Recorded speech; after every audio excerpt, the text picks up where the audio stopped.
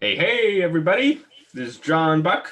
I'm here on Craig Reed's channel. I've taken over the control console from him. He's like in the back, tied up somewhere. I don't know where he is, but I've got his channel now, and I'm going to do with it as I please. I actually brought along Andrew Stratelates here to have a nice discussion with me. So he's actually complicit in my crimes. So, anything that we do on his channel, on Craig Reed's channel, is ultimately Craig's fault or Andrew's fault, not mine. I am. Hey man, I didn't sign up for this. No, Craig's all right with all of this. Like, I think he's pretty busy. He would have liked to join in, I think, for this, but he's a busy guy, man. He's got a lot of stuff he's doing all the time. So, hi, Andrew. How are you doing? Good evening. I'm doing pretty good. You want to mention, Oh I yeah, guess, yeah, the new thing that's up with you with Red Pill Religion? sure. So Max Colby has retired from his position as patriarch of Red Pill Religion, and I've taken that over. I haven't been doing as much on streaming the past few weeks as I would have liked, but I stream. We're very active on Twitter, and we're doing more sort of philosophy and in-depth stuff as well. So that's redpillreligion.com. I'm also a Stratelates on Twitter. Go ahead and give me a DM or email, and I'm happy to chat about things. And yeah, at the intersection of religion, philosophy, politics, and lifestyle. So Mhm. yeah. Yeah, you're very active on Twitter. You're somewhat maybe infamous within the atheist Twitter crowd, I think. Oh yeah, definitely. I've been much nicer though recently. Yeah, that was something I noticed. Like, it seems like with a lot of your interactions, you at least put on the air of wanting to learn where your mistakes are, and you're not like it's like usually when you interact on Twitter, it gets very heated quickly, where you're just intending to defend your own positions and point out how the other person is being an idiot. But for you, I don't know. I noticed that uh, you're at least attempting, it seems like, to be much more humble in your approach and Oh to. yeah, definitely. I like having my errors pointed out and trying to correct them. And it's really fascinating. I've actually found that a lot of the time when people claim that you're wrong, they're actually not. They don't have a specific. They can't even specifically point out how you're wrong, but they're more like saying you are of a member of the enemy tribe, kind of, sort of. Mm, That's something that I've had to work through, and it's definitely something I take very seriously of wanting to improve and find my mistakes and correct them, both in my reasoning and positions and in my personality and habits as well. Which is, in some sense, what virtue means, right? To have all of those errors in your personality corrected. Okay, so yeah, we can get right into it because that's kind of the main topic I wanted to kind of try to explore with you during this conversation is virtue ethics and like what does it mean to, I guess, be virtuous, and especially in kind of in contrast to the differing theories of ethics or morality with, say, deontological ethics or consequentialist ethics.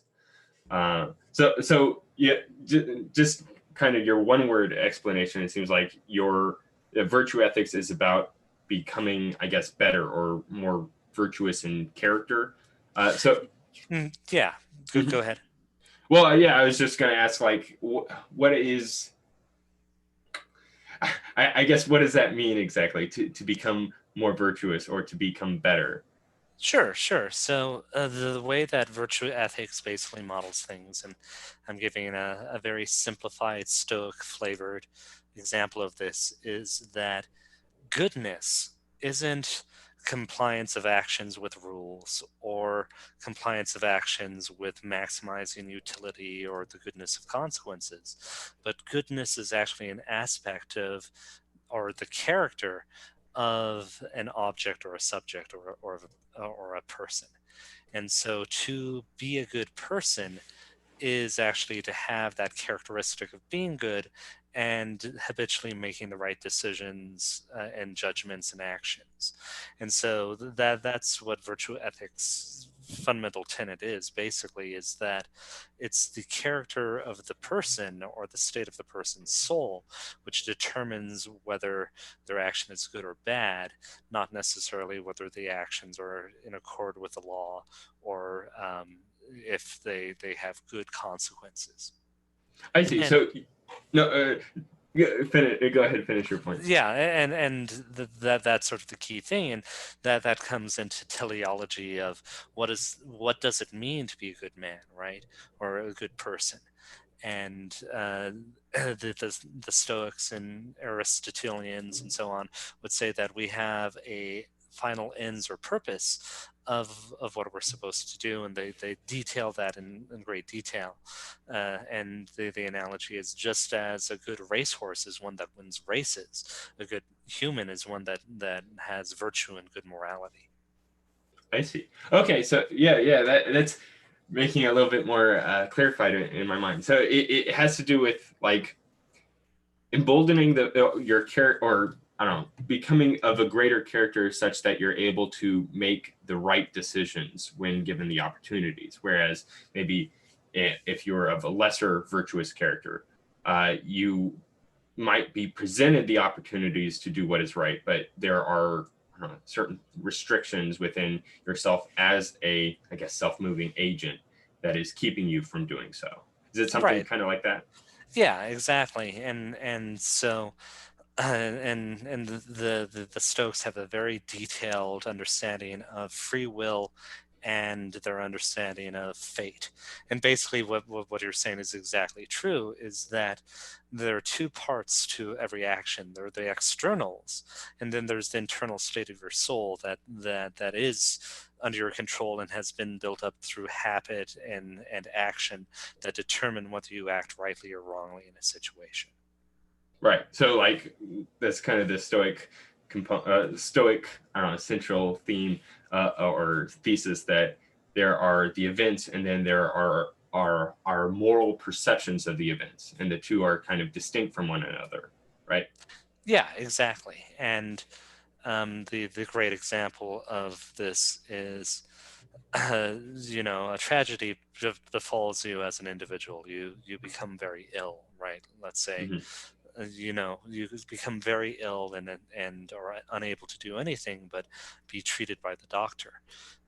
This is an opportunity to be virtuous by being very patient with your illness, loving the others around you and being appreciative of them, and supporting them as much as you can, even though the opportunity for you to, I don't know, be a great surgeon or work at a kitchen is eliminated by this illness. There are other opportunities for you to show virtue, and the Stoics are very firm in saying that the opportunities are basically what God's obligation is, or that's up to God, and our actions or choices we make in the situations, that's what we're responsible for. I see. Yeah. That makes a lot of sense to me because I actually in the thumbnail I put Kant in it because he's kind of like the figurehead for deontological ethics. But there's something from Kant that has kind of stuck with me. The phrase "ought" implies "can," and I think that kind of there's a bit of a connection there where there are the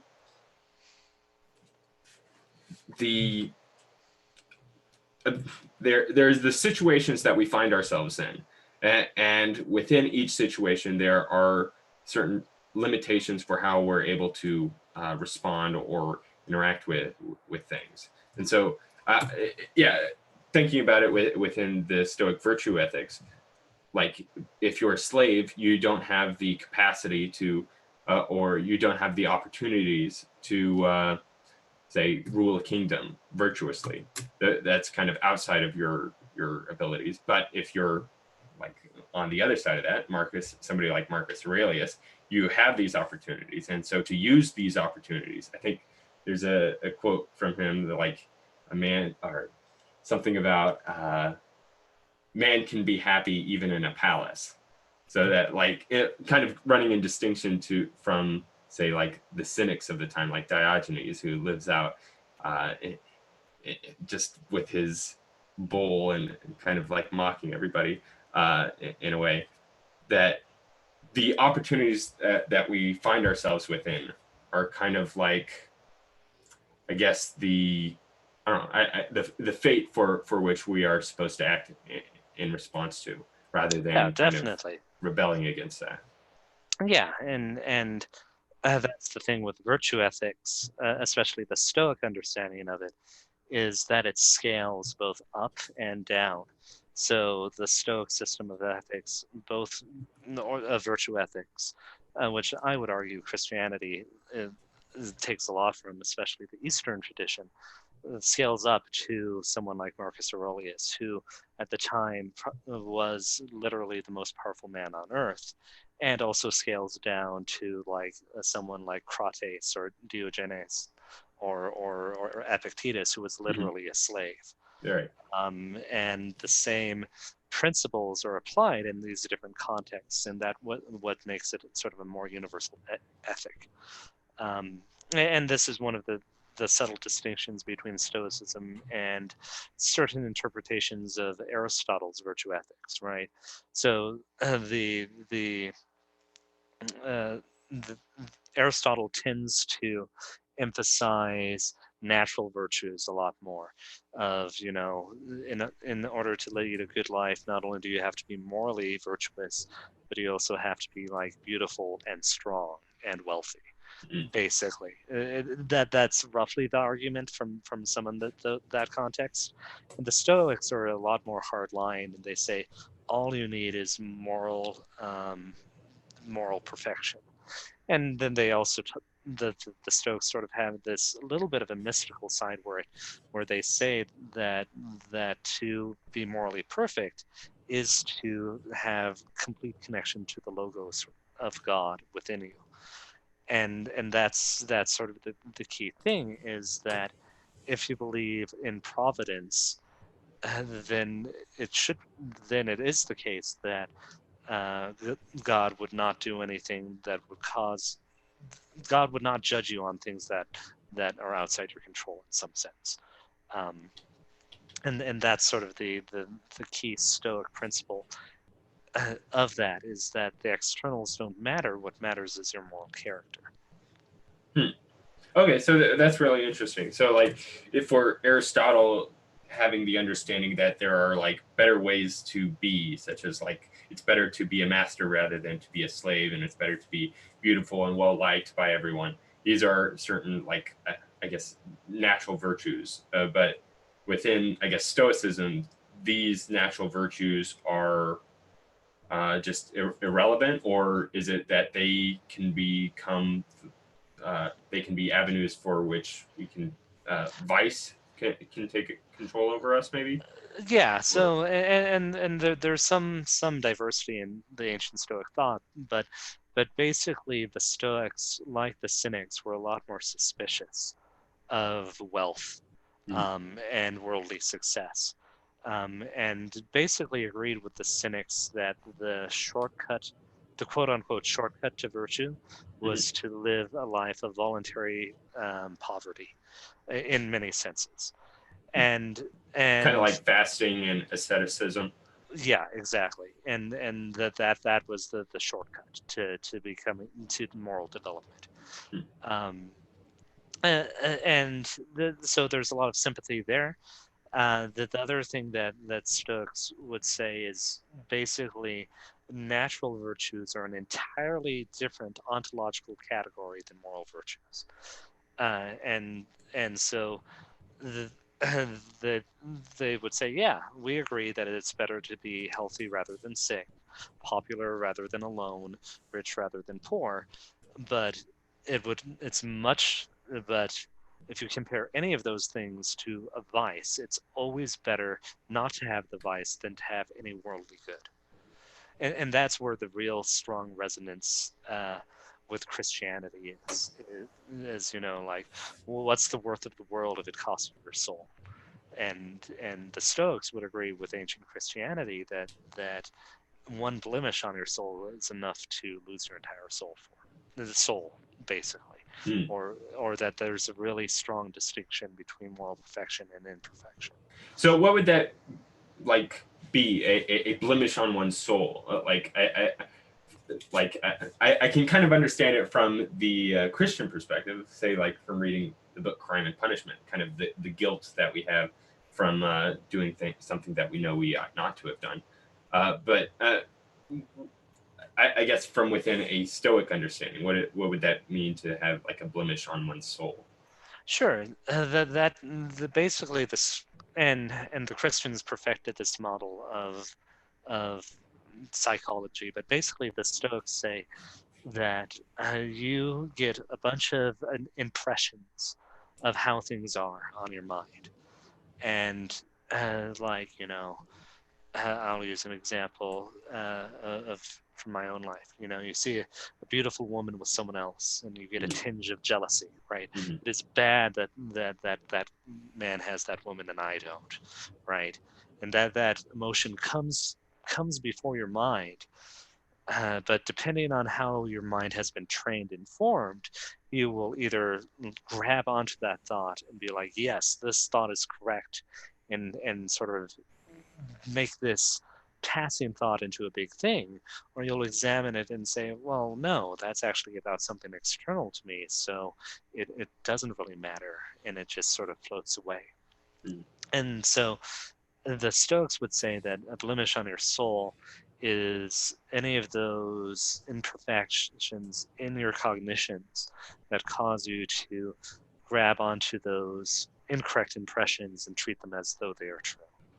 Okay, so it's kind of like to hold on to a belief that is irrational or antithetical to what the truth is. So, like, if I had the belief that I should be with that woman, that's something that is like um, not able to be.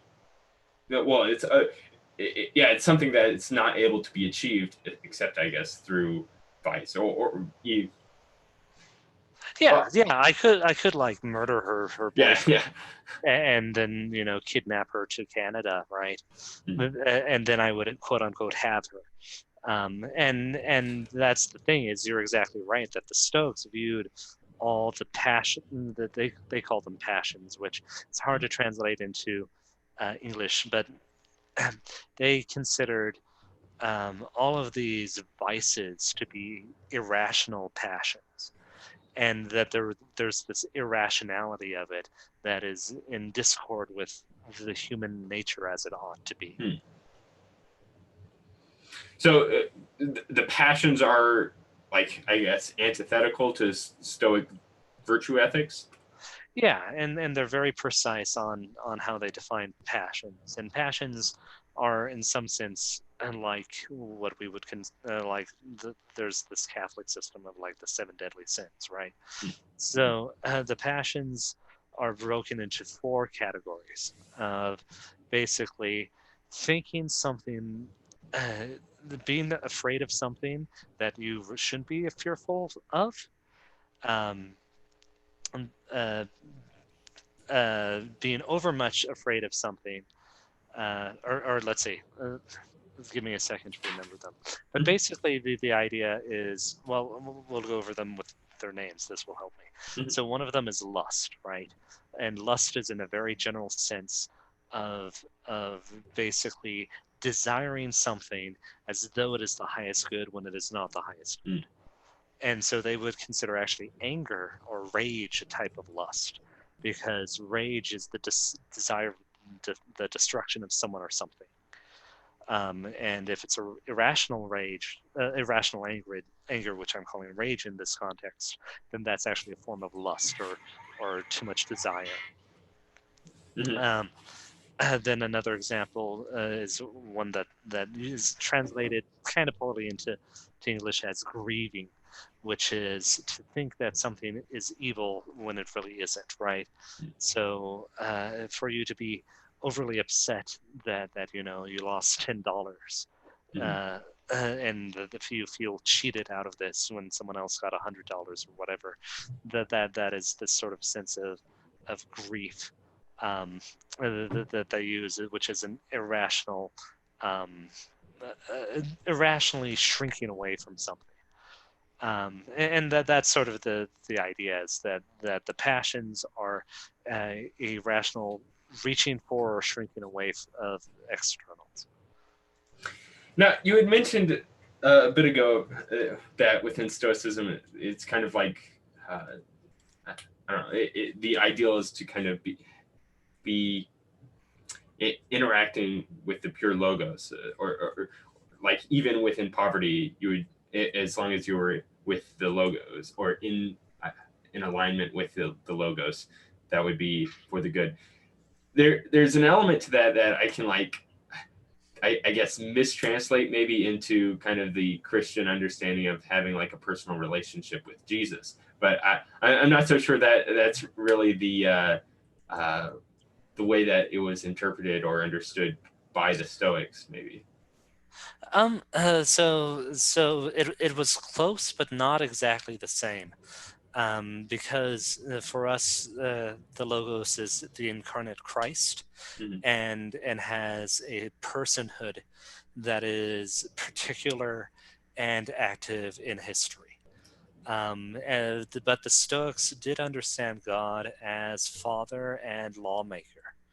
And the analogy that I've heard, which I think is basically correct, is uh, in some sense for the Christian or the Jew, God is a father and you're homeschooled. And for the Stoic, God is a father and sent you to boarding school. Mm, I see. So the logos is, or maybe the logi is what is part of with all of reality, and when we interact with reality, we can kind of see the I guess connections or the fingerprints of the divine logos within all that we interact with, but we're never like directly personally interacting with. So there's a tendency in Stoicism towards pantheism Mm, that all the interactions with the reality are actually the thing underneath it is the logos, um, uh, and that it's in a very general sense. And this gets into sort of a Stoic universalism, where the Stoic um, uh, Cato the Younger has this great speech where he's rallying his troops, and the troops say, you know, well, let's go to the temple of Jupiter and make a sacrifice before the battle. And Cato says something like roughly like, God is not just there, but the entire universe is God's temple. mm, And every culture is the rights of God's religion, and so on and so forth. And our lives are sacrifices for God, and so we are already being pious by doing what's morally right. Um, and you can see some of that in early English deism as well. That sort of had an influence there, and it's I think it's in some sense compatible with a lot of Christianity, but we have an extra layer where we say yes. God has this general revelation to everyone, but in addition, we have this special revelation due to the problems that we have due to the fall of man. mm, mm. Interesting. So you had mentioned that like to part of the passions was to kind of like be drawn towards um, something that is not of the highest good. Uh, I don't. Can you maybe explain that a little bit further? Like how are differing goods kind of like compared against each other within Stoicism? To Sure. like, yeah. So in Stoicism, there's a twofold category. There are moral goods and evils, Mm-hmm. and then there are external goods and evils. And you always prioritize moral goods and avoiding moral evils over everything else. And then, as far as external goods and evils, that depends more on context and the phronosis or the wisdom that you have or prudence. and that's what they would say, is that to correctly categorize externals in comparison to each other is the virtue of wisdom or prudence or phronosis. And roughly the ways that they would do it is they would say basically the highest external good is the moral virtue of other people. So anything that helps that is the highest good. And then everything beyond that is really context dependent, and so on and so forth. So is that kind of tied to the Stoic distinction between what the events that happen to us and how we choose to how we choose to respond to those events? There's Yes. the externals and the moral. Yeah, exactly. Okay, interesting. Oh, so it's moral then always, I guess, in regards to like a moral character, like how a person chooses to respond to uh, their events or what to do given their opportunities. Yeah, Okay. that's right. And this is in contrast to, for example, Marxism, right? Mm. Where Marxism says that the fundamental reality is the economic conditions of man, and that's actually what all of morality is epiphenomenal on top of. And Stoicism would say the exact opposite, that the moral character of people is what truly matters, and in that's the key question. And then you can look at the economic conditions of man perhaps as the fruits of who has economic power, right? And so you can look at it that way, but it's not that the economic situations themselves are what are creating morality or ethics or the moral situation. Right. So I guess the Marxist understanding would be like whichever group or person has the highest amount of power over the people kind of creates the morality that best suits them. Yeah, Uh, and then everyone else that's underlying, like say the people that are um, having to I don't know, subordinate themselves to those with economic power, kind of fall in line with whatever the moralities are. Kind of like they have the slave morality yeah, uh, to whatever the master morality has kind of created for them. yeah. And another key contrast, and this is some interpretations of Aristotle, right?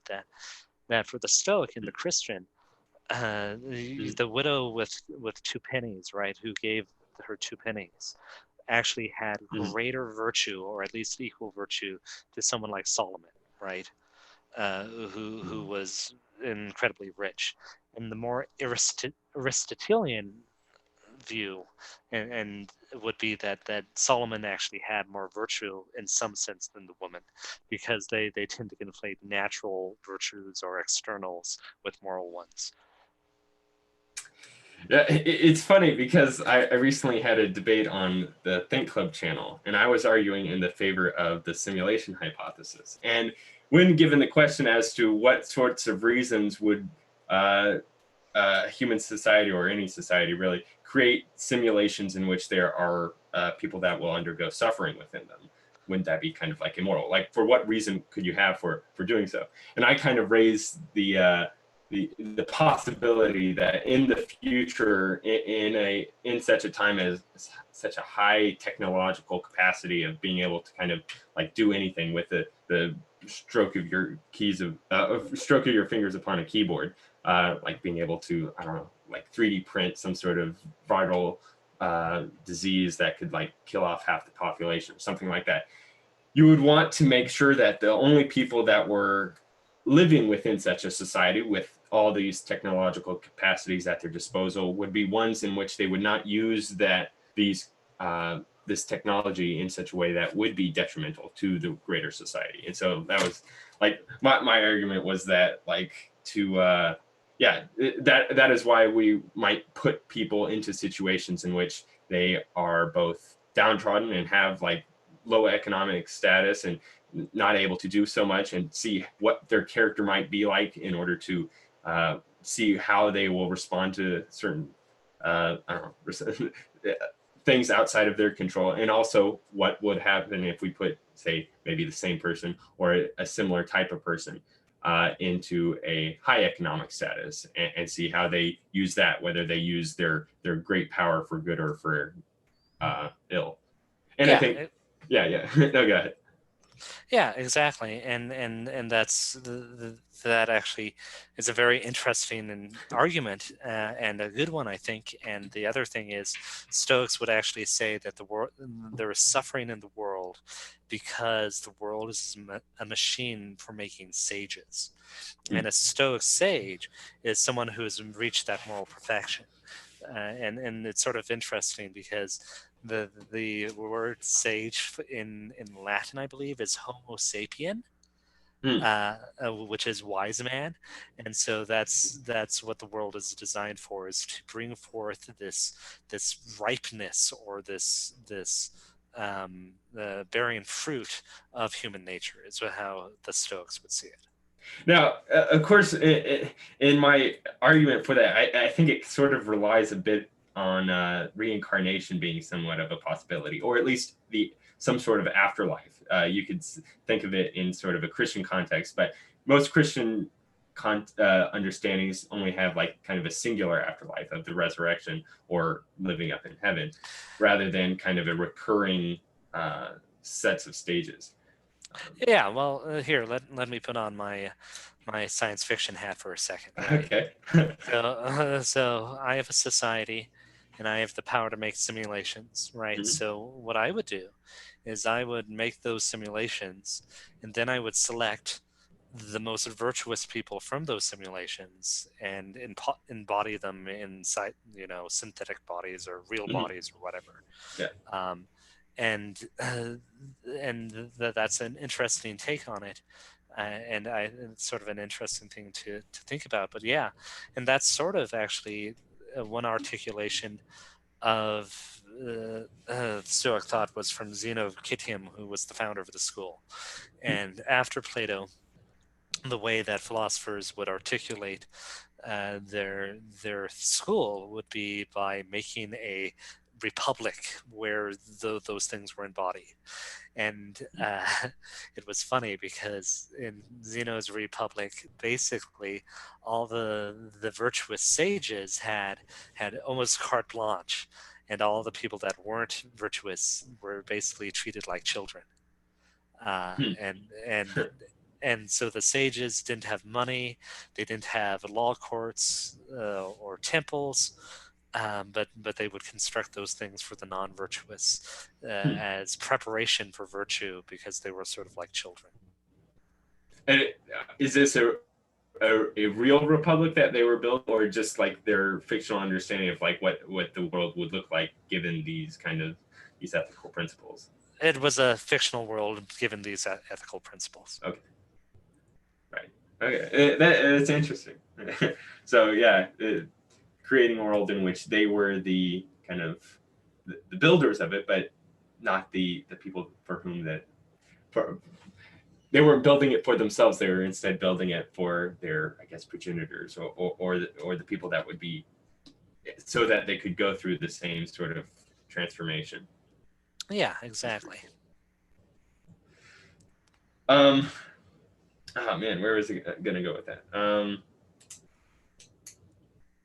Yeah, yeah, and like within, I don't know. There's a couple ways in which kind of that science fiction understanding of like creating simulations could go. You can think of it in the way of like the Matrix, where say 2099, we have all this future technology, but we don't want to like raise up school shooters to be able to use it, or something like that. So we want to put our children through these kinds of simulated tests in which they don't actually understand that they're within simulations, or at least they can't be proven that they're within simulations, uh, in order to kind of test their fortitude of character to see whether they would use this technology in this future society for good or for ill. Um, but and then there's the other way in which you can think of it, where they're simulated beings, like some algorithms that are being run on a computer, and so that yeah, you can tell like what types of artificial intelligences would we want to create in our world. Like you wouldn't want to create the artificial intelligence that might accidentally destroy the entire universe just from its own accidental understanding of You don't morality. want you don't want to create a paperclip optimizing machine. Yes, yeah, exactly. The paperclip optimizer. Yeah, and so by putting these algorithms inside simulated worlds, you can get a outside perspective of how they're going to actually use them. And I think that it's kind of the other element that's nested within simulationism is the fact that there are no things that one can really get away with by doing in private.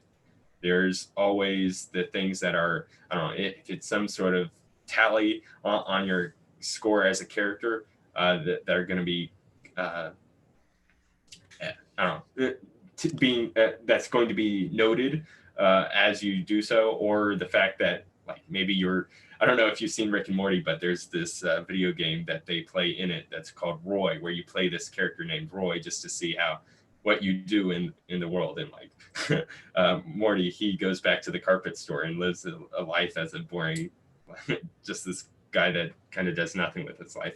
And Rick, he goes off the grid and burns his social security card. but you can think of it that way, that there are these external players or people that are outside the simulation that you're going to have to re-interact with after you leave the simulation, that are going to kind of be judges of your character. But that's what I wanted to kind of bring up with you. It is Stoicism so far seems very much individually based. That it's like it's all determined by, or it's all resting upon what your experience as a singular individual. So like I can imagine a world like where I'm the brain in a vat or the simulation, and everyone I interact with are NPCs, and I can still live a virtuous life or an unvirtuous life or vice-filled life within that world because I'm doing things that are detrimental to my character, such that it's kind of like ruining my capacity to choose the optimal choice, even though I'm not interacting with other people at all. But I was wondering if there's a way in which stoicism can, or virtue ethics, kind of scales up to a larger scale. Say, like, what is the how are we to look at moral decision making from kind of a group based or a city based or a nation based understanding? Sure. So there are two things to keep in mind is that basically what Stoicism would the Stoic philosophers basically, like most classical philosophers, affirm that cities are a natural extrapolation of human nature, and specifically familial relationships. There's a Stoic philosopher, I think his name was Heracles, um, who did these circles, and he said, "Here are your circles of what you have the most natural affection for." And so on, and his argument, he said that first of all you have to keep these in order, but you're trying to bring all of the circles inward, and so the thing you have the most natural affection for first is yourself, then your closest relatives like your spouse and children, then your cousins and friends and so on and so forth, then your acquaintances, then your fellow citizens of the polis or the city, and then all of humanity as a whole, and then all the universe as a whole. And so that is one key thing, is that Stoicism strongly affirms that we have duties to others, and the proper execution of these duties is what's called the virtue of justice. Um, and that can be further broken down into fair dealings, which is treating equal people equally and different people differently, and reciprocity and mutual obligation, and then benevolence, which is um, interesting because it's coming from natural revelations instead of the Christian idea of charity. But a great example is from Cicero that says, let's say you have a lamp and someone else has a lamp that's unlit and it's dark out. You're morally obliged to light their lamp because that greatly benefits them and costs you nothing. Um, and that's sort of this Roman understanding of benevolence. And so that would be the key thing, is that the Stoics would say that the ideal society is one where the magistrate and rulers do implement virtues, and in addition, structure society to maximize the formation of virtues in the people. And so the Stoics actually were somewhat enamored with Sparta and the Spartan system, because the Spartan system was really good in calculating natural and moral virtues into the Spartans, even though the Spartans tended not to do as well when they were outside of Sparta. But to use an example, there was I forget who it's from, but this old man was in uh, the Spartan theater or Colosseum or whatever, and one Spartan saw that he needed a seat, and then like literally 100 Spartan men got up to in synchronous for this old man to take his seat. That's funny. Well, okay, so if like the goal of society, or the goal of the structuring of society, is to build up virtuous people within that society. Now, I don't know, from just the kind of what we were describing earlier, where there's the externals and then the moral. If what builds our moral character is kind of internal, how is it that you could go about structuring society, because that's all kind of like externally based?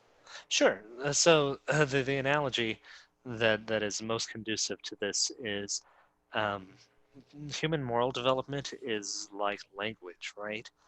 And there's an internal part which is innate and sort of the seed, and then the environment develops it. And the analogy I'd use is moral perfection is like having someone who who's good at making poetry extemporaneously, right? So there's the innate ability to understand language inside of them, but they need exposure to language and practice at it, and reading and knowing the best poetry from before, and being having their poetry judged if they are going to become, you know, uh, excellent at poetry.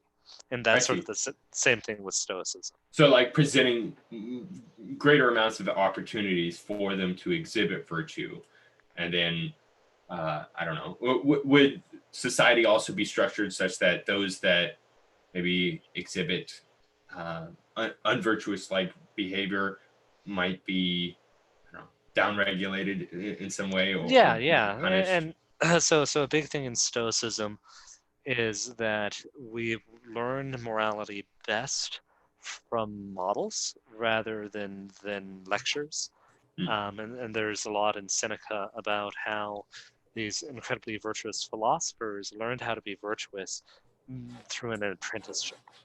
And so I would agree that the Stoics would say that shameful things should be publicly shamed by the society, and virtuous things should be venerated, basically. right. Okay. So yeah, it's very cool to see how, even though I have like hardly any interaction with Stoicism, there's like several things that I've had kind of like on my mind that very much kind of fit within it. It seems like, at least so far. Yeah, yeah. Just from like what you were describing by models, like I think of that, like that's exactly the case. Like in order to even like have, in order to like try to change somebody's mind about something, that, like over some sort of disagreement, I think there has to be some sort of shared like friendship, or even like a desire to emulate that person in a lot of ways. So like like I kind of follow from the Jonathan Haidt camp of, I guess, rationality, in that where we choose our beliefs in that we wish to emulate those that we find admirable in certain ways, and so we will be more lenient towards the beliefs that they have, like, oh, they're kind of makes more sense that way, or just based upon like what we kind kind of want to get out of it. And I think that's kind of also the case with morality to a certain extent. Like we see people that are maybe of virtuous characters, and then we see how that they're able to accept their living conditions, and maybe like how they're able to get things out of people and have friendships with people, and so we wish to emulate them, and then we're more lenient and accepting of the different maybe beliefs that they have, or of the different practices that they hold to. Sure, and that's sort of the thing is, uh, we are very good at mimicking people. We are very bad. Well, I mean, compared to every other animal, we're excellent at it. But compared to our ability to mimic people in their character and habits, we are very bad at taking theory and applying it. Um, and this is exemplified in sort of three schools of thought for ethics, right? So Kantian deontology, which is rule following, can basically be summarized with do every action as though you were following a rule that you apply to everyone, right? That you want a rule to rule everyone in, and that's what you should follow as your individual code. The consequentialist or utilitarian would say, do the action that has the best consequences, and try to have as much foresight as possible into the consequences and do that.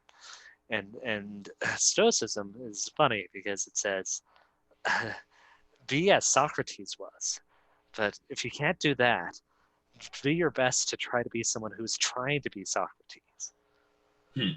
And so it's a very, very direct model of human virtue instantiated in an individual, a concrete person, rather than these conceptual things of foresight or a universal rule. So is Socrates sort of like the Platonic ideal for Stoicism within human form, then, or at least at the time, I guess? Yeah, they would say so.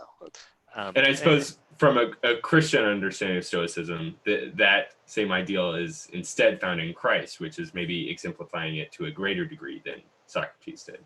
Yeah, I would agree with that, and yeah, and that would be the quote unquote neo-Stoic way to look at it, which is and it's a few hundred years old, but it's a synthesis of Stoic philosophical thought with Christian theology. And that's the thing, and Seneca gets into this, is that the Stoic sage is not someone who is emotionless like stone, but someone who has this unity between their emotions and rationality such that they are not ruled by their emotions. I see. So like being able to do so of their own, I guess, volition, rather than kind of doing so just out of habit, maybe, or Yeah. So the sort of caricature of Stoicism that's popular nowadays is like Commander Data or Mr. Spock,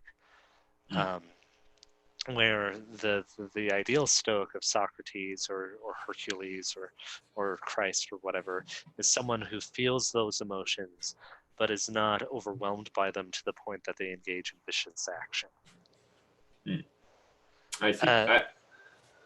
So yeah, while you might feel anger or jealousy while seeing, I don't know, some a woman that you would like to be with another man, instead of letting that feeling take over, you're able to accept it, and rather, I guess, transition to do something more moral with your time. Yeah, exactly. Okay.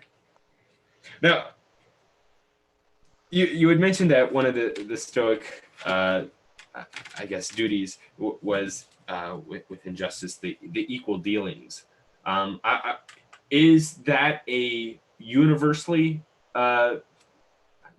principle, in that, like, no matter who you're interacting with, you should deal with them equally? So, like, I don't know, just thinking of like you have certain enemies or you have certain friends. Are you supposed to treat each according to a certain standard of justice, or is there, So I don't know, maybe you could. yeah. The key thing with justice in the classical sense is to treat equal things equally and unequal things unequally. And the Stoics,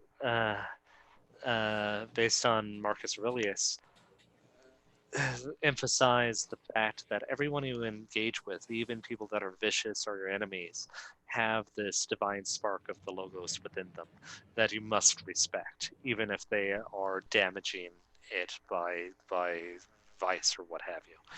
And that the, you can engage in fair dealings with everyone, and you have basically these relationships with people that supersede your emotions, right?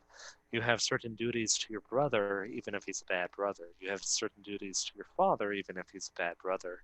You have duties to your wife, even if she cheats on you, and so on and so forth. I see. So is that connected to the kind of like the overlapping or the concentric circles that you had mentioned earlier, where you have kind of yourself at the center, and then say your children, your family, and then broader than that, maybe your neighborhood, your culture, your nation. Yeah, Is that exactly. okay? Okay, got it.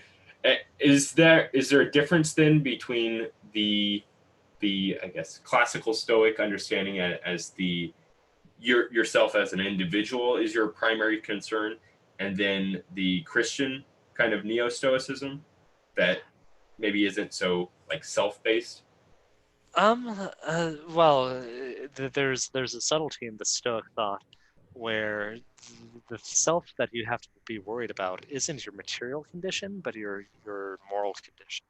Mm, And that seems to me to be in full accord with Christianity, that you have a significant responsibility to your soul to keep it well mm, and to receive God's grace and so on and so forth. And in some sense, no one else can take that on for you. And so in that sense, that is your mm. highest duty. I see. But Kind of like putting the mask on yourself before putting it on your child. yeah, exactly. I gotcha. Yeah, yeah.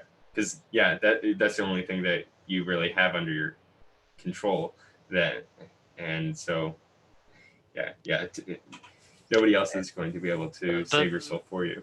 yeah, but the Stoics and Christians would acknowledge that you might set it might be very important for you to sacrifice external goods that are aimed at yourself Mhm. for like the moral good of another.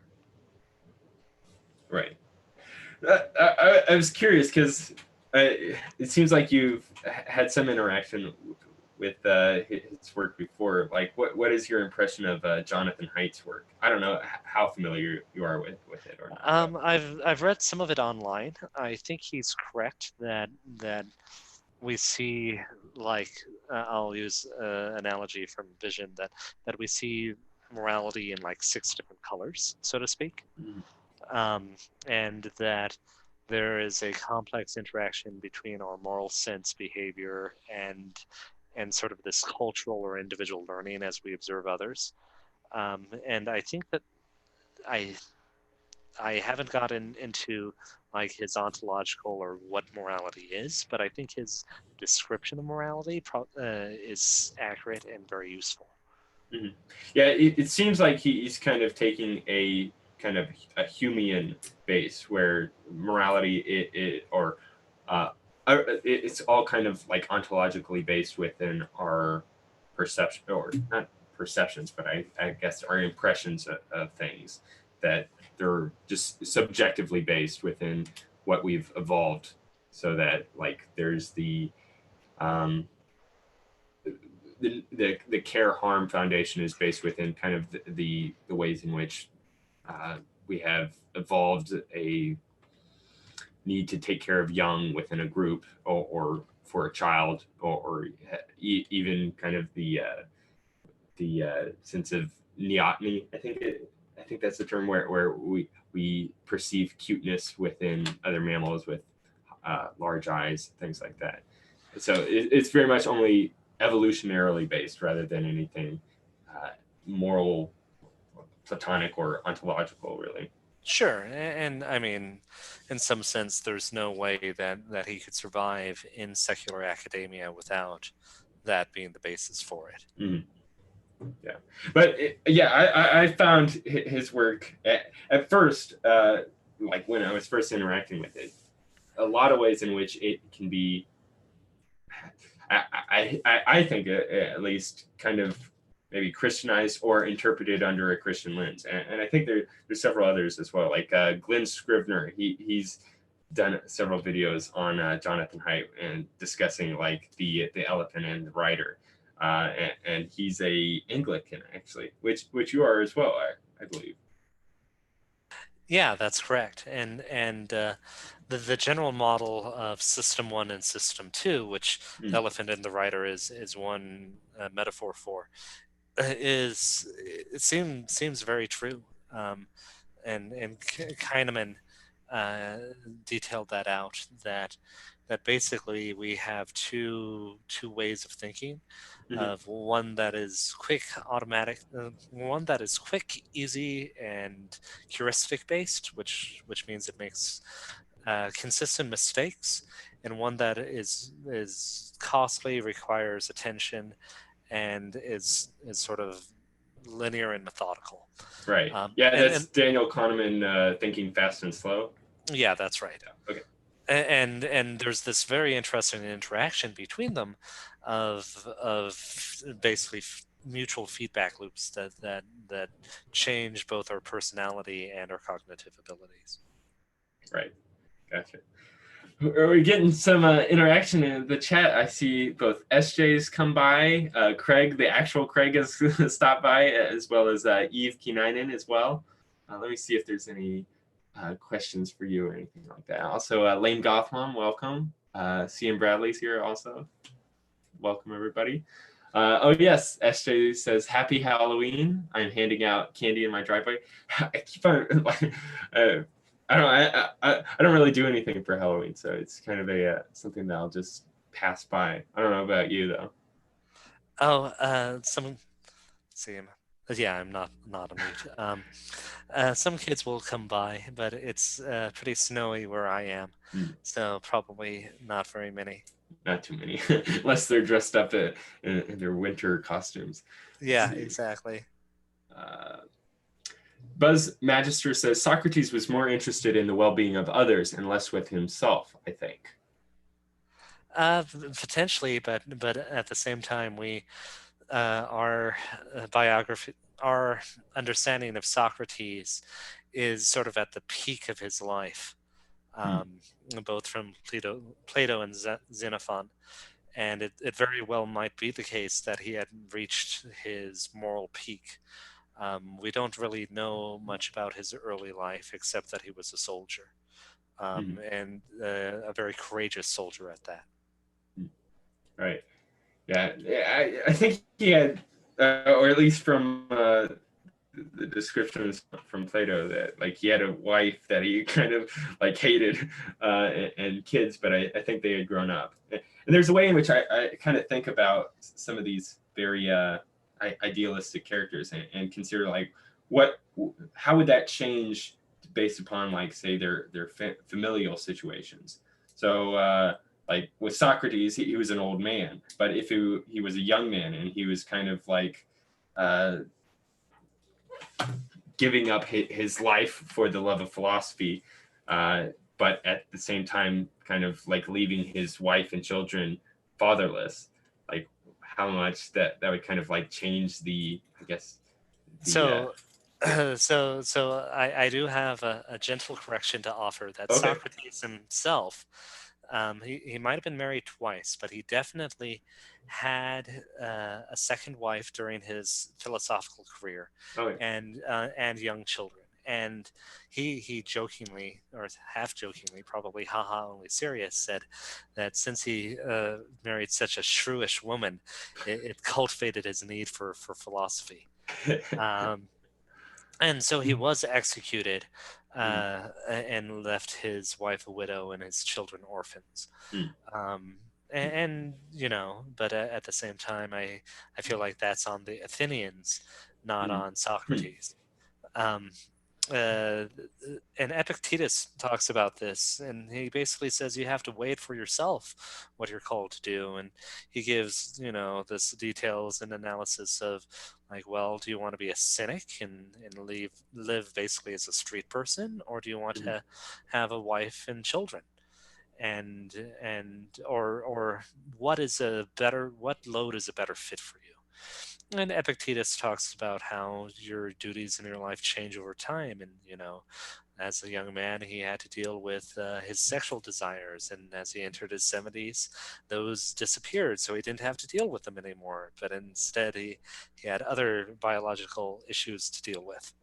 Um, and that's the thing, is these things change. And as a Christian, I think we have a say or a role in creating the roles and the virtues that we are to embody in this world. I see. So even though like Socrates knowing the Athenians would kill him, and that would leave his wife and child without him there to care for them, that would place I guess the moral blame onto the Athenians themselves rather than onto himself. Uh, and I guess sort of like give himself justification for taking the stance that he did. Yeah, well, and I mean, this is sort of the issue, is that our familial affection is very, very strong, Mhm. and it might be misleadingly strong in some Mhm. circumstances. And a great counter example of this on the opposite end is Yeah, Walter I was just White gonna mention Walter White. Yeah. in Breaking Bad, where he he wants to take care of his family so bad that he basically becomes this evil drug kingpin, and destroys his relationship with his family. Right. And that's the question, right? Is if and I think that it's true that if Socrates had chosen to escape for the sake of his family, in some sense he would have taken on a bit of that Walter White um, vice, if, Mm. in the excuse for his family. Hmm. Plus, yeah, I mean, like that's kind of the thing. He kind of gave up. Like he made the decision that like if given the option to live without philosophizing, or to die as a philosopher, he would accept the death as a philosopher.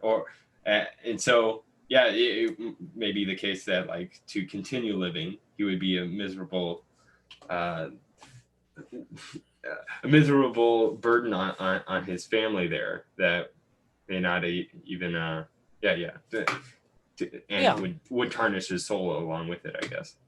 yeah, and Epictetus again basically said, one man says, "Sure, I'm willing to hold the chamber pot while you use the bathroom in exchange for you not killing me," and another one will say, "No, I'd rather be executed." Hmm. And so, in some sense, we have to all choose the price that we're willing to be sold at. Right. And that's the thing, is we do have different natures, even though we all are meant for virtue. I see Eve Kaninen says that Hegel says that that the freedom of the Stoic falls short because it remains ideal and not real. Um, and I actually agree with that critique. Hmm. But I would add that the Christian martyrs delivered on the promises that the Stoics made. And and not only that, but the ones that actually delivered on it were these relatively naive Stoic or Christian laymen, as opposed to deeply learned philosophers. Right. Yeah, there's let's see, there's a couple other comments in here. Gosh, it's quite active. All right. Education is the art of making man ethical. That's a quote from Hegel. Yeah, I would agree with that. So what is Eve meaning there? The freedom of the Stoic falls short because it remains ideal and not real. Uh, Like the ideals cannot be achieved, I guess. yeah, that basically the Stoics make lots of claims about the sage, that the sages free even if he's in shackles from the tyrant. He's rich even if all he has is a penny. He's healthy even if he's like coughing up blood. And basically their assertion is that if you reach this sort of moral perfection, you will never have your will impeded because you will always will the exact same thing God is willing. Hmm. And Ah. and the obvious counterexample, well, and it's a special case because he's God, right, is Hmm. Christ. Christ's will was Christ was never distant from God in his will. So, I don't know. Maybe this might be leaning into heretical thought there here, where is that somewhat what is understood by Christ and God, Christ and the Father being one, in that they shared a will with each other, like that they, I don't know, they both willed for the same things. And So the will of the Trinity is a topic I am not okay. ready to discuss, but Yeah, it's always like the landmines that you gotta really take care caution for being around. Yeah, we don't have to go towards that, since yeah, it would be kind of too far outside of both of our wheelhouses, maybe. Um, okay, so I wanted to talk a bit about the teleology. So you had mentioned two things actually. One in which, like, it's kind of up to you to choose whether you're going to uh, hold the chamber pot for your master, or to say no and be killed for it. And then there's also the component within Stoicism that you mentioned, of like there are kind of the ends for what a person is, or like yeah, that cities are the natural extrapolations of human nature. So that uh, within existentialism, there's kind of the understanding that um, the meaning for a person's life is kind of created by them, and I can kind of see that within uh, the fact that, like, we choose our fate, like which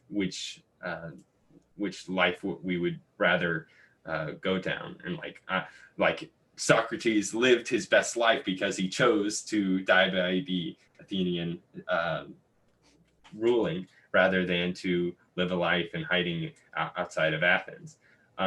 And so, like, I can kind of see how, like, Socrates kind of created his fate, or maybe I don't know if it's as far as the existentialists will say, in that he created his essence, uh, but he at least created, I don't know, his teleological end for himself.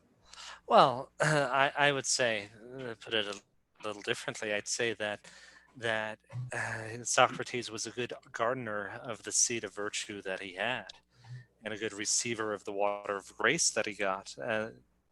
Um, in that sense, he is at least a co-creator of it. But his essence couldn't have been everything or anything, and so in that sense, there was a constraint on it, right?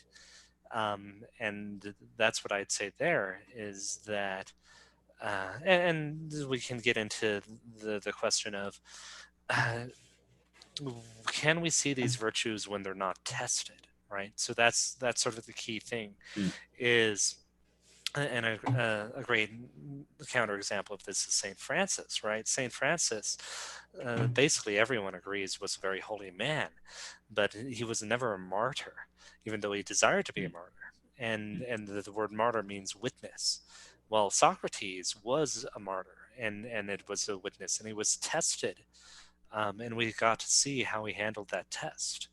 And the Epictetus basically says that life is a series of tests, and the final test, of course, is how do we die.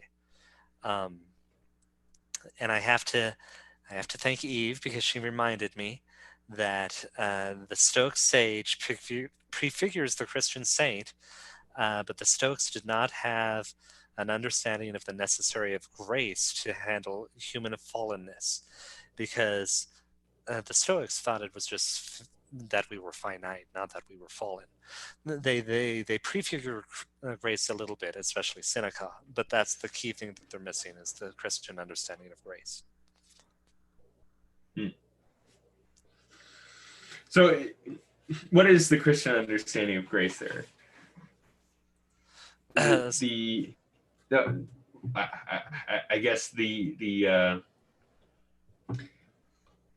guiding hand from correcting our fallen nature towards the good. so the key difference between the Stoic model and the Christian model is this: the Stoics think that God gave us all the tools we need to fix ourselves, the, inbuilt into our nature, and so that Mm, all we basically have to do is reflect and concentrate, and we'll get there. The Christian understanding is we're broken, and the thing that's broken is our fixer thing. And so God actually has to, um, is our what? the thing that fixes us, our ability to fix ourselves is the thing that's broken. Okay. And so God has to condescend and put his grace on us and lift us up to the point where it can connect. And that's the key thing, is that it's not as much something that we do on our own, of in some sense it's sort of like the joke at the Boy Scouts is, they send you out into the woods with one match and one knife, and you have to survive for 5 days, and if you do, you're a Boy Scout, right? That's sort of the Stoic understanding. Mm. But the Christian understanding is that grace is this relational, deeper interaction with God that is necessary to fix us. Yeah, and I guess kind of the thing that springs to mind for that is like, is that sort of like putting all of the societies and nations that existed prior to or outside of the understanding of the revelation of Christ's incarnation, does that kind of like leave them out, hang them out to dry, in that they were not given the opportunity to have God condescend and help them fix themselves there? Well, thank you for my favorite segue, John. Uh, so this is a very important theological point that's in the Nicene creeds, which is the harrowing of hell. It's also my favorite icon. And so one of the key things that occurred is Christ went into hell, into the domain of the dead, and freed all the dead that had come, without knowing Christ. And I'll be a really weird Anglican and say that that's probably atemporal, and that affects all those who hadn't heard Christ. And so that's the really intriguing thing about Christianity, and the crucifixion, the death on the cross, the resurrection, the the incarnation are all parts of this really deep intimacy between the atemporal eternal and the temporal and historical. And there's this really weird deep connection in them, that it's not that the resurrection or the crucifixion isn't the past, but it's in some sense logically prior to things. The crucifixion itself is prior to things. Well, in that the crucifixion is logically prior to the resurrection, and it got spread out through all of creation in some sense, and not just in 33 A.D. At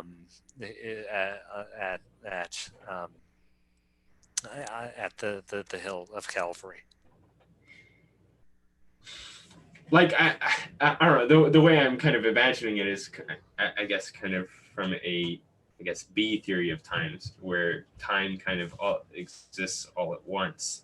I guess I think Eve has talked about it as almost like God's perspective of time, where you're outside of it and kind of see everything and how it's all connected to this one thing. So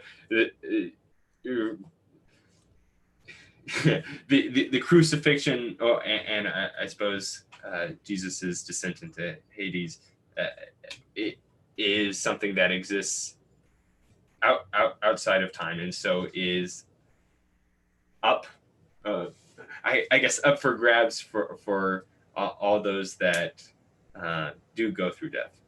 Yeah, exactly. Okay. Yeah, that's a good way to put it. Yes. Okay. Yeah.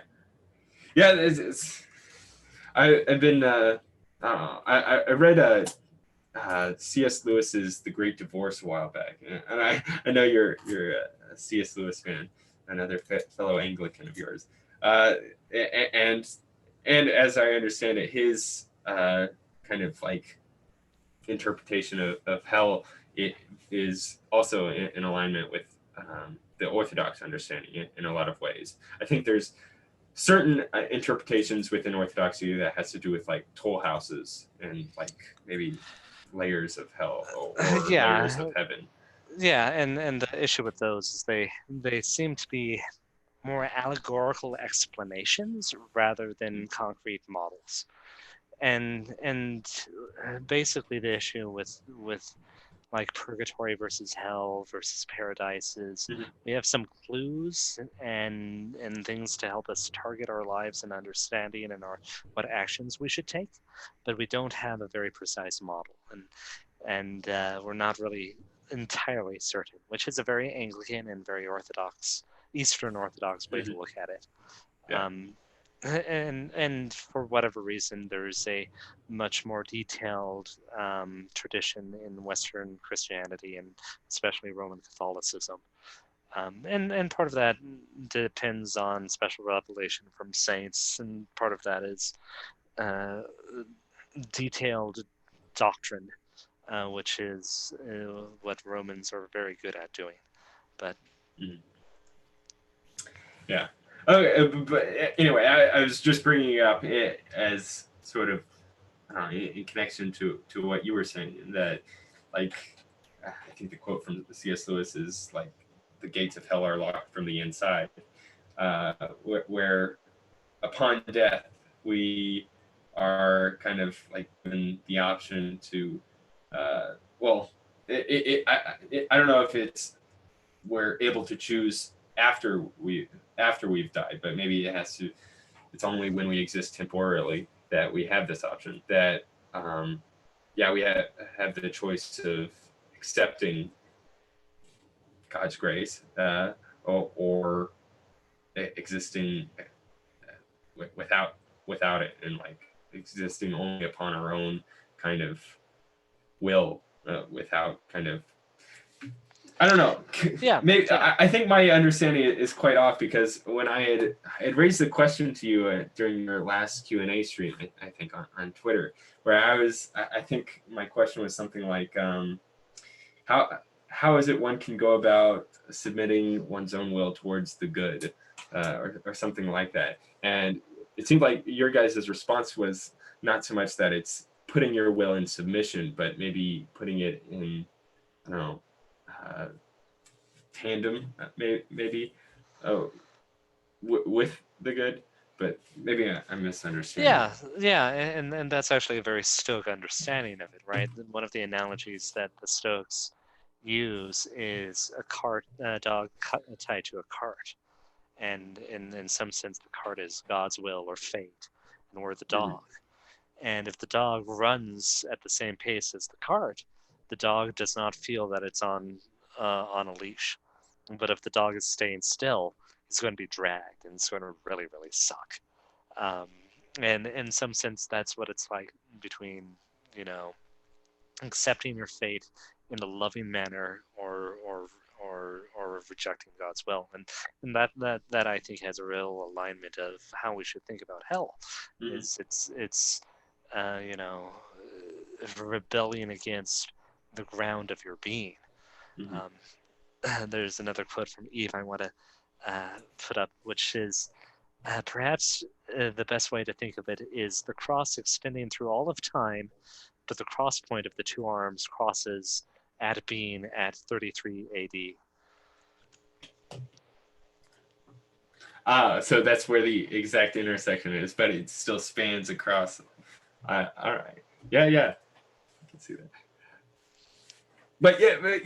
The analogy of the dog following the cart does, yeah, kind of strikes home quite well. Like where if upon death we are rebelling against, I don't know, fate or the direction of time or God's will.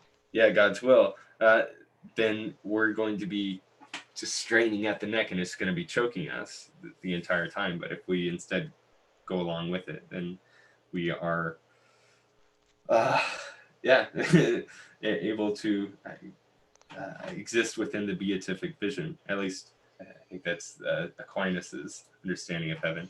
But Yeah. I think there's differences of understanding there between Orthodoxy and probably other sects of Christianity, though. Oh gosh. Okay, so I guess Stoicism, or maybe the purpose of life, is to train up our characters so that we will be able to, I guess, move in the same direction as the cart rather than being caught up and be pulled by it against our will. Yeah. I would add a little bit on that and Mhm. say that the purpose of life is to reach that point and to experience that point as much as possible. Mm. And that's actually the Stoic understanding of happiness, is that the Stoic sage has such a deep relation and understanding and good habit that he literally takes joy in like every moment that occurs.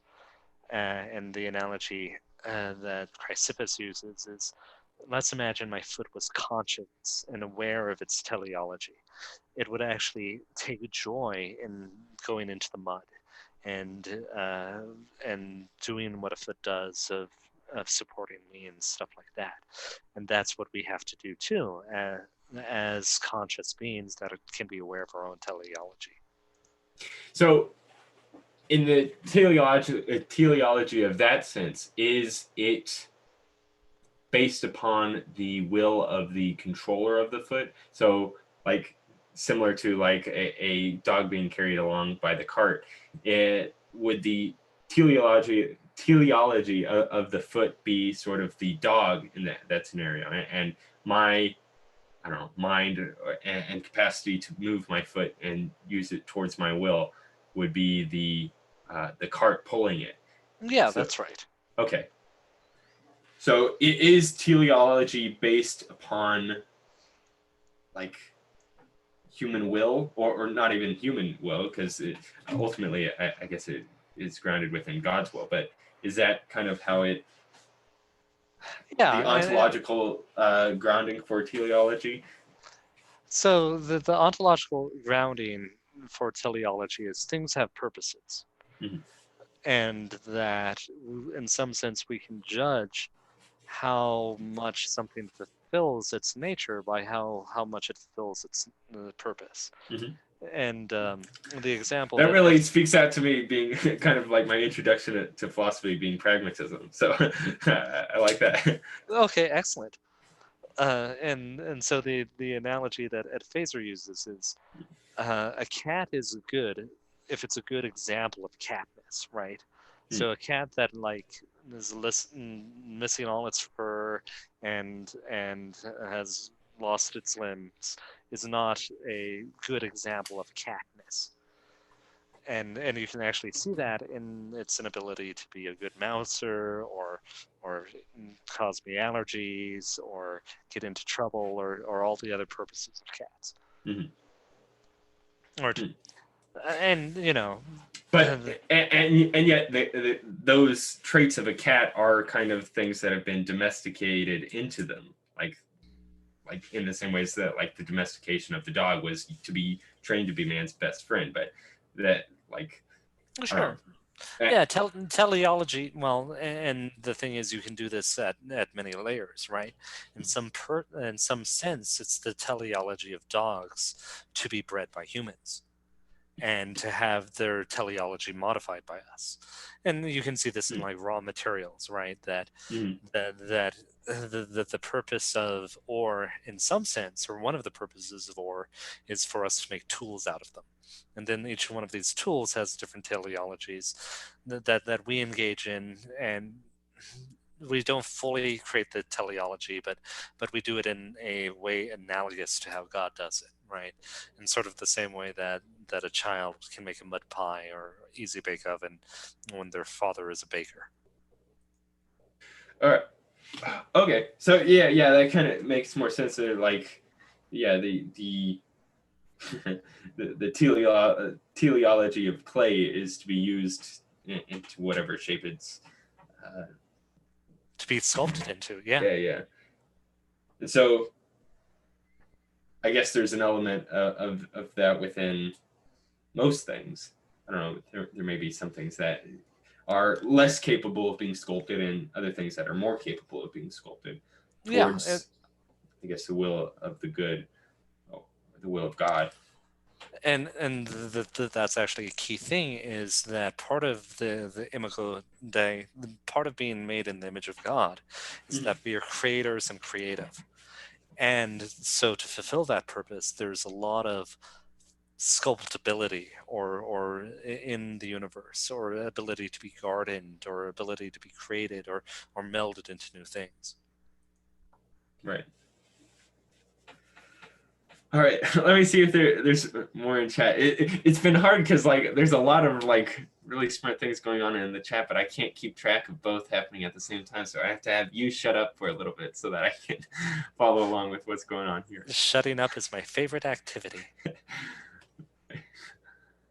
All right. Yeah.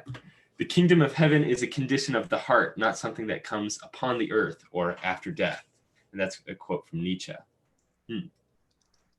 It reminds me of the quote from Milton that like heaven or what's the exact quote? It's um, heaven and hell is a condition of the mind. Or, gosh, I'm butchering it. Um, Milton quote heaven. The mind is its own place, and in itself can make a heaven of hell or a hell of heaven. Which it reminds me also of C.S. Lewis's The Great Divorce, wherein like you actually discover that hell is this tiny, tiny, tiny speck within heaven, like hidden behind some blade of grass in heaven. But when you're within hell, it feels as though it's just an infinite expanse of nothingness that everyone is trying to get further and further and further away from each other, but they're just making themselves smaller and smaller and smaller. Yeah, exactly.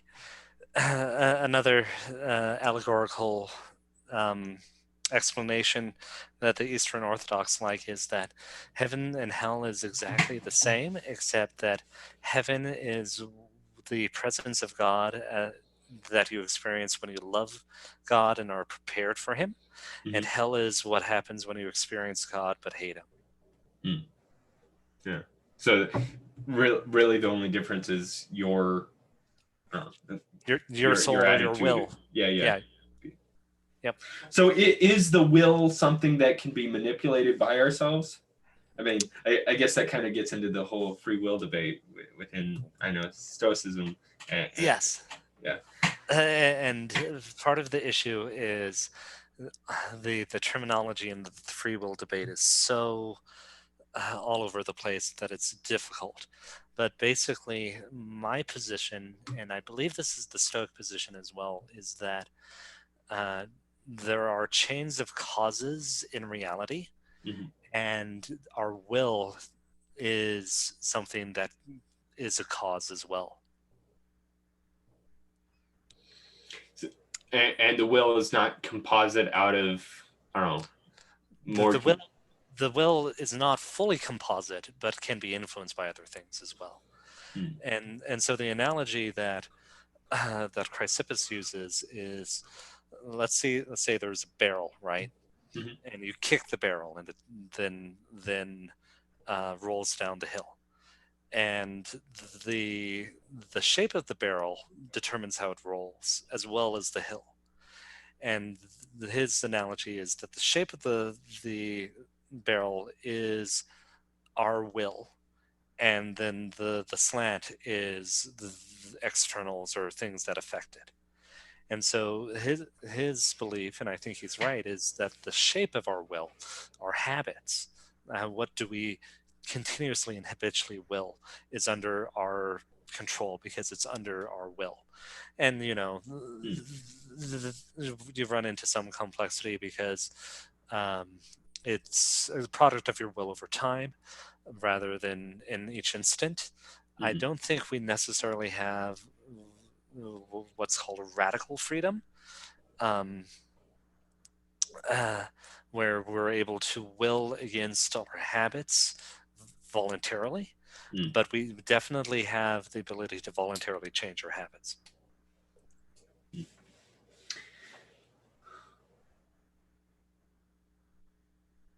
Yeah, because I guess by if the habits are kind of like a, I don't know, what stick through continual practice, and if instead we practice some alternate that kind of like, I don't know, gets in the way of our normal habit, that is what might bring about the lessening of that prior habit that we might have already built up for ourselves. Yep. As Eve puts it, we can't stop, but we can steer. Oh, so Satan is the one that makes that quote in Milton's Paradise Lost. The mind is its own place, and it can in itself can make a heaven of hell and a hell of heaven. I did not realize that actually. I don't only ever seen it in its quote form. So knowing that it was coming from Satan does maybe make me feel quite a bit embarrassed. Uh, hmm. Yeah, so if it's coming from the understanding that the our will is what kind of creates, yeah, I guess that is somewhat the sort of the what is it, the Faustian spirit, that our own will is the thing that creates rather than the subordination of the will towards God. Well, creates heaven or hell, yes. Um, the our will is free, and we are able to engage in creative acts as co-creators with God, of course. So,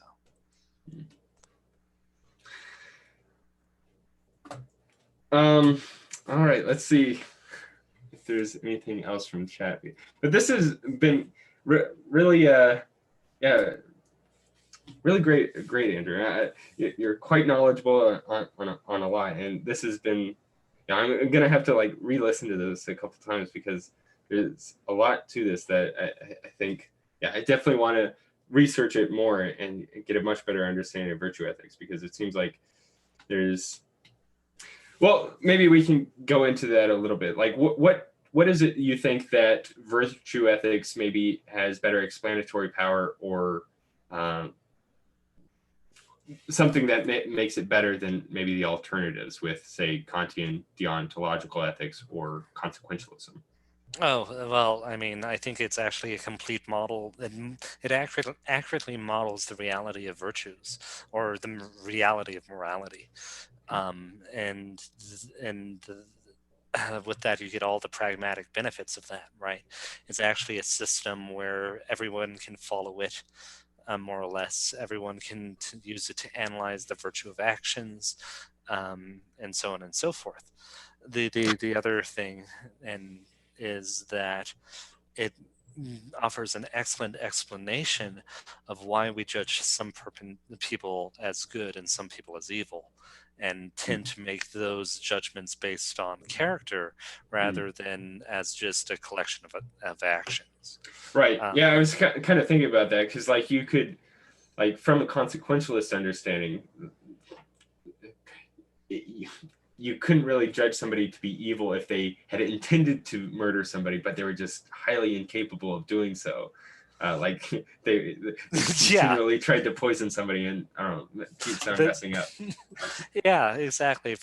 Under the utilitarian perspective, that person is like neutral at worst.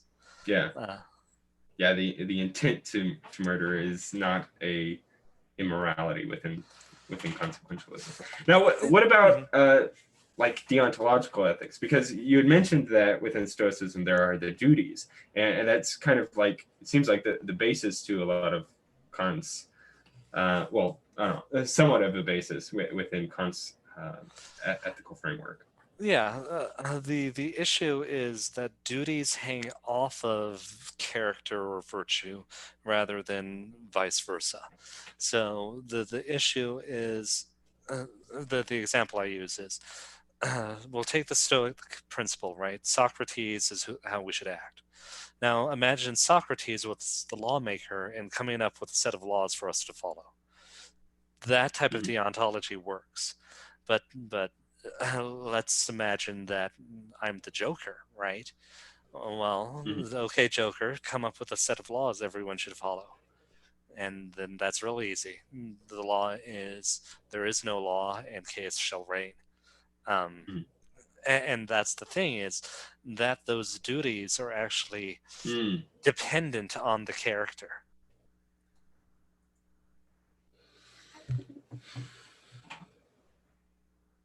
They're dependent upon the character of the individual that like so say you're the Joker within your society of one and you accept the deontological framework or the categorical imperative of chaos reigns and that's something that you do will upon that everyone else also accepted like does that fit I guess within the Kantian understanding of the categorical imperative.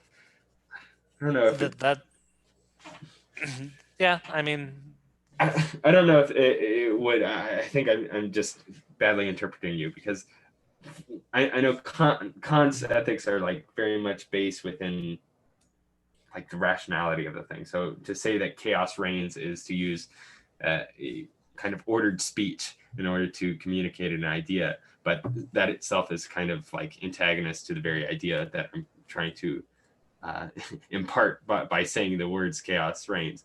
Um, right. Well, and then I just add another rule that it's entirely permissible to have antagonist things antagonistic to their reasons, right? yeah. And Yeah. and this is the issue is that Kant himself isn't Mhm. necessarily pernicious in the system he does, but you can push it, and it pushes to places you don't want to go.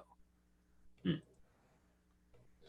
Now, there is the element within Kantianism that I do see the connection with for instance, Christianity and the Golden Rule. There's sort of parallels in which the categorical imperative can be uh, understood in tandem to the Golden Rule. So, do unto others as you would have them do unto you. And the categorical imperative, or one of the categorical imperatives, is treat every person as an ends into themselves rather than a means to an end. Um, Yeah, and and also the idea behind categorical imperative is to uh, I don't know follow a maxim in which it can be applied universally and even applied onto yourself. yeah, and so basically Kant's issue is, and I'm cribbing this from Eve, is that he formalizes things to get them to be universal and very logical, but at the Mhm. same time he formalizes it, he loses a lot of the content of those ethics, Hmm. or all of the content actually. All of it. So I don't know. Do you have an example? Let's use the a and and I don't know Kant as well as I should, but Yes, one I example. don't think anybody really does because it seems like everybody just takes some elements of content and kind of like doesn't bother to really. look any further with it because So one example of something that would be fine under Kantian ethics is you drop off a child at school and then you just randomly pick up another child, right? Because you're treating all of them equally in and you're following a rule that if everyone followed it in the society, it'd be fine. Just pick up a random child from school and take care of him. I see. Yeah. So what? Because that would be a rule in which if everyone did universally apply the rule, it would be fine for society because everybody was taking care of everybody else's child. But because society is such that not everyone is following that categorical imperative, to do so is kind of detrimental to society and also all your other duties that you have, such as for caring for your children. Yeah, exactly. And it's also in conflict with that implicit those concentric circles we talked about, right? That it's natural to have affection for those closer to you. Is there a way in which animals can be virtuous or practice virtue ethics? They can't be morally virtuous, but they can have natural virtues, right? So, Okay. like the racehorse example. Mm-hmm. So those are, I guess, the natural virtues, but as in like the properties or their capacities within them. But it's not that they. Is it that they're not morally blameworthy for anything, or that? Yeah, they literally don't have rationality in the sense that we do, so they can't be morally blameworthy or praiseworthy. Eve says that my example about picking up random kids from school might be a positive good, since it would help mitigate our irrational, quote, pathological love, unquote, for our own offspring. I'm sure that someone would make that argument. We got some quotes from Susan. Let's see, if man makes himself a worm, he must not complain when he is trodden on. That's a good quote from Kant. Nothing is divine but what is agreeable to reason. Depends on how you define reason.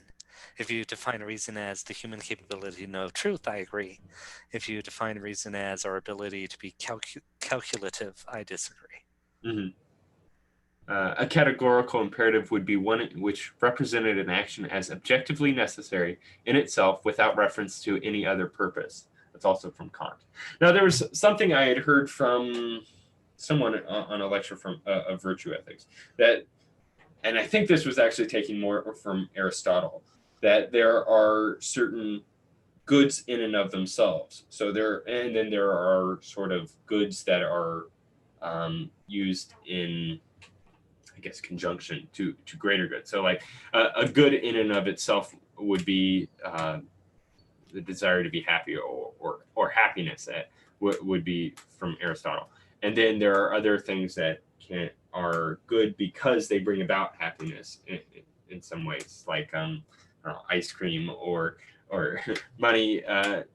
But that's not to say that that to work towards money or these lesser what is I don't know, I guess sort of like utilitarian goods is not necessarily in this to be working towards the greater or the, I guess, kind of like the necessary good there of happiness. It was one example that he'd given. Humor was another. I think the additional of love was something that Aquinas added to these like natural, or I don't know if it's a natural good, but it's a like a yeah, good in and of itself. Yeah, so the Stoics are very hardline on this, and sort of ironically, or amusingly enough, close to the Christians, they think that love is a very high thing and intrinsically linked to both virtue and justice. And they would actually say that virtue is the love, or the love of virtue and wisdom is what Stoicism prepares you for. And the Stoics would be very strongly say that you should pursue the highest goods directly, and that if you're looking at things in that sort of, does this support the greatest good or not, then you get into really confusing things, right? Was it good or bad that I had that illness so that I could spend more time in prayer? Was it good or bad that I was ashamed? Was it good or bad that Hmm. Christ was crucified? And this is actually a really strong resonance that Stoicism has with Christianity that Aristotelian ethics doesn't quite so much, of being able to take something that is materially bad, and take something good and create something good out of it. Is that tied to providence there? That like having an assumption of faith that that what happens within history or like the fate for us is always for the good. Like God's will is Yes, always being enacted. Okay. yes, that is a very stoic understanding, in that things are only bad temporarily. Hmm. Because they're working towards the good.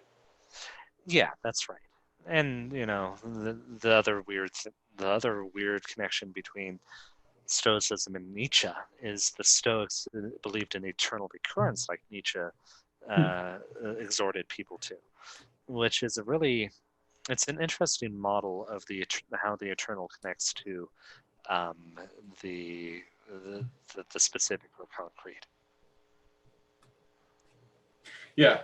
Yeah. Like my understanding of eternal recurrence is that uh, Nietzsche gives the um, like analogy of like say yeah, someone comes into your room late at night and says every moment that you've experienced that you're experiencing right now for your entire life you're going to face multiple times over and over and over and over again and then kind of the question that he raises to the reader is like are you going to praise the genie that bestows this upon you as thanking him for uh, giving you this opportunity, or are you going to curse his name and live out the entirety of your existence for infinity, kind of Yeah, like regret uh, and hating that, it? yeah, exactly. And that's actually a very stoic position that Nietzsche kind of steals. And Nietzsche has some valid criticisms of Stoics as well, because Stoics didn't have an understanding of the fallen nature. And they say live according to nature, which a Christian can say live according to the nature God grants. But he pointed out that if there is no fall, Mm-hmm. that everything nature does is according to nature. So there can be no like differentiation between what is natural and what is unnatural, or more in tune with one's nature and what is less in tune with one's nature. Yeah, which is a problem that the Stoics basically rely on intuition to solve. Um, Hmm. Yeah, and are they using Platonism there in order to kind of resolve that? Like, there's the conception of the good that we have I don't know, a mental connection towards, and we're able to kind of move towards that via that mental connection we have. some Stoics did, and there's a really weird there's sort of porous boundaries between Stoicism, Platonism, and Aristotelianism in the ancient world. Um, but they and so that varies dramatically depending on the exact writer or source. Hmm. Okay. Wow. Okay. Yeah, a whole lot here that I was really surprised by it, and yeah, it's given me a whole lot to sink my teeth into. I, just to I don't know, maybe go a little bit further on this, on the understanding of like the structure of society, so that man, every constituent of it can be I don't know become more virtuous. Um, do you have an idea of like what that might look like, or I don't know, maybe what? Uh, well, I think it has to be a dynamic solution where there's a lot of authority in actual individuals and institutions rather than explicit policies.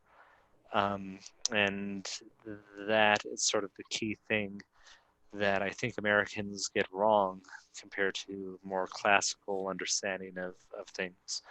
That we love having laws and following Mhm. laws and being sort of deontological and Kantian, and there's this sort of subconscious tick that Americans have that if only we had the right laws and policies, uh, everything would be fixed. Mhm. And instead of that, I'd suggest that we need to look more at cultivating institutions and wisdom in individuals who have authority and this type of thing. And the Roman way would be, you have leaders that have full authority over their households and stuff like that. And it's a really hard problem, and one that I've only thought a little bit about. And that's sort of the thing. And I think Plato's or Socrates is right that you need to regulate the poets and media and so on and so forth. But that's an unpopular opinion. Yeah, no, no, that's a thing I like about Plato's Republic is he's more than willing to spread a lot of unpopular opinions, and especially unpopular to today's day and age. Like you read through it, it's like, oh my gosh, this guy's like a full-on communist, but like even more so. But in a lot of ways, like I don't know, just a lot of really extreme. But he makes good cases for a lot of the things in it too. It's a Yeah. fascinating read. Oh yeah, definitely.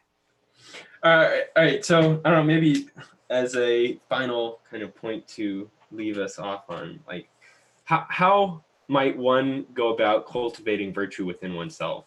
Like, what are I don't know, maybe practices or things to keep in mind to help with that? Sure. So uh, the first thing to keep in mind is be very clear about what is up to you and what is not, and watch your own judgments and decisions and actions like a hawk.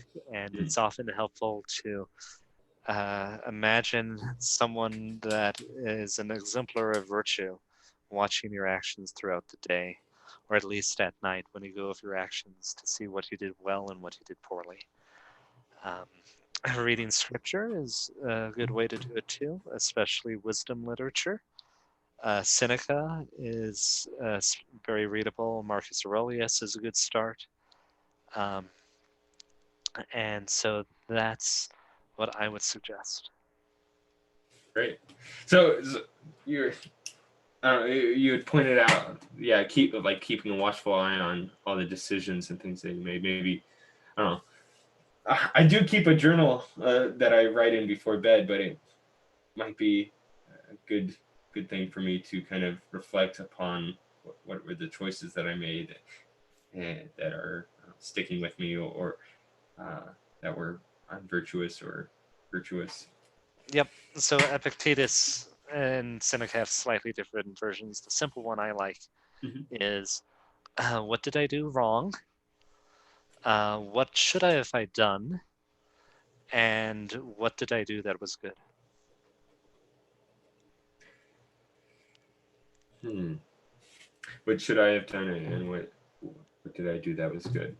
Yeah. So, like, what I did wrong is things I actually did that are wrong. What I should have Mm-hmm. done were things that I forgot to do or abstained from doing that I should have done.